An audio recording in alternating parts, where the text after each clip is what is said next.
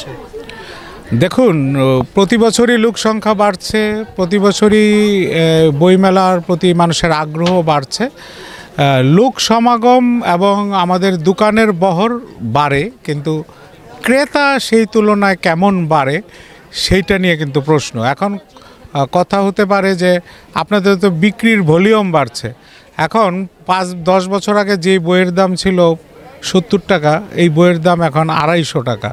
সেই তুলনায় আমাদের বিক্রয় কতটুকু বেড়েছে সেটা হলো প্রশ্ন। কিন্তু তারপরেও আমি বলবো যে বাঙালি আবার বইমুখী হচ্ছে, মানুষ লেখালেখি করছে এবং এই নানান ধরনের ডিভাইসের যুগেও মানুষ মলাটবন্দি বই পড়ে এবং সারা বিশ্বের মধ্যে সবচেয়ে বড় বই মেলা বাংলাদেশে হয়।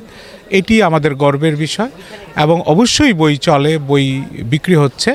এখন যে পরিবর্তনটা ঘটেছে সেটা হচ্ছে যে মানুষের সাথে মানুষের যে সংযোগ, যার সংযোগ বেশি তার বিক্রি হচ্ছে বেশি, যার সংযোগ কম সে যতই ভালো লেখক তার বিক্রিটা সেভাবে হচ্ছে না।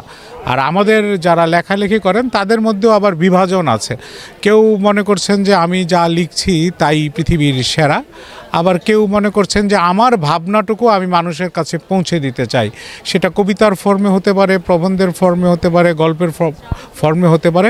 সেটা কবিতা হোক, প্রবন্ধ হোক বা গল্প হোক বা না হোক, কিন্তু আমার লেখাটা আমি মানুষের কাছে, আমার ভাবনা, আমার চিন্তাটা মানুষের সাথে আমি সংযোগ করতে চাই, বিনিময় করতে চাই, সেটি সে করছে।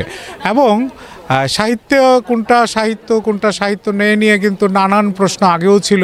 আমাদের হুমায়ুন আহমেদকেও কিন্তু এক সময় আমাদের একজন নামকরা সাহিত্যিক বলেছিলেন যে তুমি অনেক লিখেছো, এখন সাহিত্যের দিকে একটু মনোযোগী হও, সাহিত্য রচনা করো।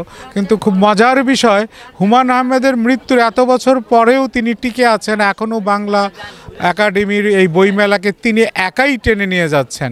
কিন্তু যারা সাহিত্যে খুঁজছিলেন তারা কিন্তু ধীরে ধীরে হারিয়ে যাচ্ছেন। সুতরাং মানুষ যা গ্রহণ করে তাই সাহিত্য, মানুষ যা পড়ে, মানুষ যা স্বতঃস্ফূর্তভাবে নেয় সেটাই সাহিত্য।